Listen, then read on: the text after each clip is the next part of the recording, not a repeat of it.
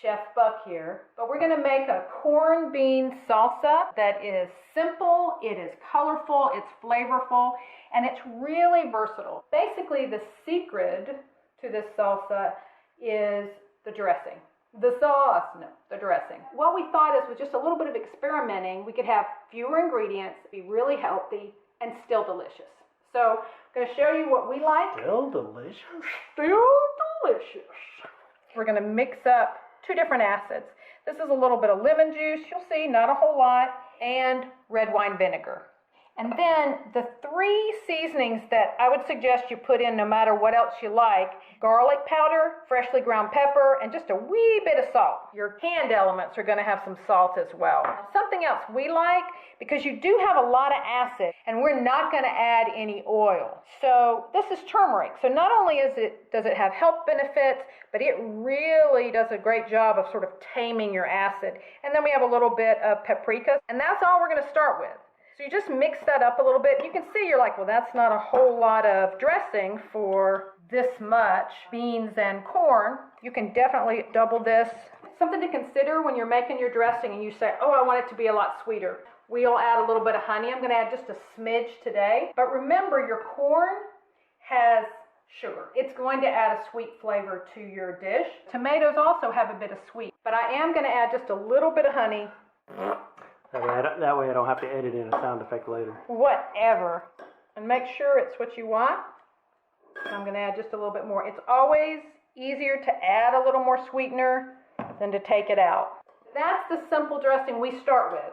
And I like to make it first so it can sit for just a minute while we're cutting all of our vegetables together, and then you're putting it together. So we're going to put it aside and chop, because, you know, you don't feel really like you're in the kitchen unless you're cutting stuff. Okay, that was a little scary. And you're like, God, that's a lot of onion. But they're green onions. But we got a lot of beans, and we want to add some flavor to everything.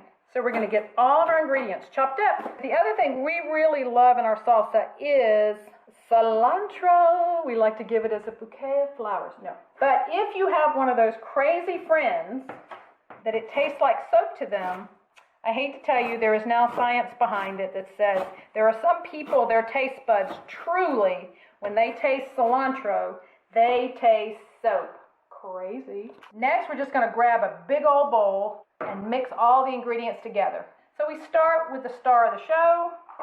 Our beans and corn have been drained and rinsed. Onions, red pepper. We've got our tomato. See how colorful it is already? And lots and lots of cilantro. Look at all that goodness. It looks so healthy. And so I like to just mix everything up before I add in dressing itself. Because also you can take a look, and if you say, hey, I'd like a little more of X or Y, you can. All right, and you say that is a lot of salad and a little bit of dressing. That dressing has a big bite. So we're just going to add all that in there. I do not add the avocado until just before I'm going to serve it. Because we have lemon juice in here, it would help it from turning brown, but you know, why take the chance? Got all these beautiful colors. We've got them the sizes that we know we like. It's salsa size. It's salsa size. If the world is perfect, you let it sit overnight. We're gonna let this sit, let the flavors marinate, and then we'll come back and add the avocado. And we're gonna show you a few different ways that we use it. So it's been about 24 hours. So now we're ready to add avocado. Yeah, we didn't put any oil, so this avocado is going to be kind of like the fatty, creamy part of this salsa. Yeah, if you think this is going to sit around for 2 or 3 days, you can sprinkle it with a little more citrus. We know from experience that this ain't going to last that long. So just get your avocado all mixed up there with those other flavors, and that's it. We're ready to go to Chip Town. So now you get to be the camera girl, so I can be the official taste tester. Yeah, how did that happen? Well, I gotta take another bite just in case, just to be sure. What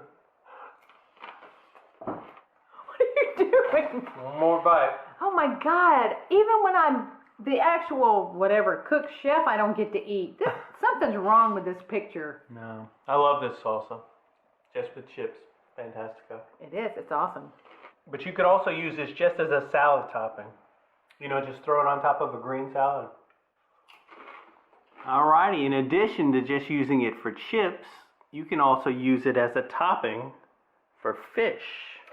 I just added some mango. Yep, we're worth it. And some cumin, and then I just heated it up, and oh my gosh, it's like a fancy restaurant up in here. So you've got a mango salsa now, and somewhere under there is a piece of fish. Yeah, buddy. You got some plain Jane fish, you know, that don't have a lot of flavor. You know, you can jazz it up with a little bit of salsa. Now, I'm usually not a big fan of fruit on fish on account of me having all my brain cells. But, you know, some people like that. You better watch it, buddy. This camera's going to come crashing in your head. Oh, you know, it's actually pretty good. Duh. That cumin, doesn't that set it off? I want to hate the fruit on the fish, but I can't hate it. Don't be a hater. So you can have it on a plain Jane piece of fish, or you can eat it on a chip like a real man. But if you want to print this recipe, I'll have a link down below. You know, go to myfoodchannel.com. Check out all our recipes over there. Thanks for watching. Subscribe to our mailing list. Like, share, subscribe. That's it. That's all of it. We'll see you in the future. Bye.